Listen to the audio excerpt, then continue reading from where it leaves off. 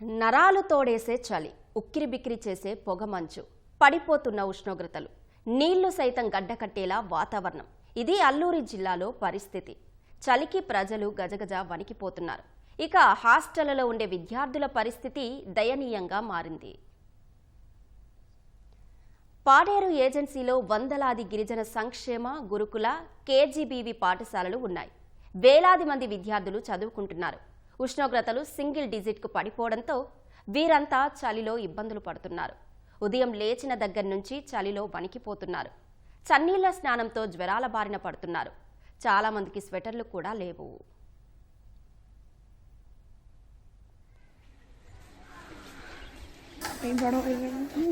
ప్రాంతంలో చాలా చలి ఎక్కువగా ఉంటుంది. మిల్మలూరులో అయితే చలి అనేది తక్కువగా ఉంటుంది. మళ్ళీ ఈ స్కూల్లో అయితే వేడి నీళ్ళు అనే సదుపాయం లేదు. అంటే చిన్నపిల్లలు ఇలా ఇంత చలిలో స్నానం చేయడం చాలా కష్టం కాబట్టి వేడి నీళ్ళు అనేది ఇప్పిస్తే బాగుంటుంది. స్వెటర్లు చాలా మందికి లేదు, ఉన్న వాళ్ళే వేసుకుంటున్నారు. లేని వాళ్ళు ఏదో చున్నీలు, స్కార్పులు లాంటివి కప్పుకొని ఉంటున్నారు. కొన్ని పాఠశాలలో కిటికీలు విరిగిపోయి నిత్యం చలిగాలి చొరబడుతుంది. అత్యల్ప ఉష్ణోగ్రతల్లో విద్యార్థులు బిక్కుబిక్కుమంటున్నారు. పాడేరు ఏపీఆర్ పాఠశాలలో చిన్నపిల్లలు నీళ్ల సమస్యతో ఇబ్బంది పడుతున్నారు. కందమామిడి పాఠశాల వద్ద అత్యల్ప ఉష్ణోగ్రతలు నమోదు కావడంతో గజగజ వణుకుతున్నారు. తలారిసింగి సంక్షేమ పాఠశాలలో వంట పొయ్యిల వద్ద వేడికి ఉపశమనం పొందుతున్నారు. గతంలో సోలార్ వేడి నీళ్ల సదుపాయం ఉండేది, ప్రస్తుతానికి అవి లేవు. ఏపీటీఆర్ఎస్ గర్ల్స్ స్కూల్. మాకు చలి వల్ల చాలా ఇబ్బంది అవుతున్నాము. మళ్ళీ మాకు వేడి లేక ఇబ్బంది అవుతున్నాము.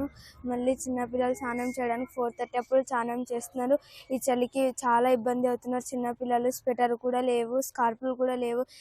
చలి వల్ల మాకు చాలా ఇబ్బందిగా ఉంది. కొంచెం వేడి నీళ్ళు ఇప్పించాల్సిందిగా చెప్తున్నాం. వాటర్ సమస్య చాలా ఇబ్బందిగా ఉంది. వాటర్ సమస్య అంటే కొంచెం కొన్నిసార్లు వాటర్ రాదు. మేము స్టడీకి స్పీడ్గా రాలేకపోతున్నాం. దానివల్ల మాకు వేడి నీళ్ళు కావాలి. చాలా చలిగా ఉంది. మందికి జ్వరాలు కూడా వచ్చేస్తుంది. అల్లూరి జిల్లాలో చలి గజగజ వణికిస్తుంది.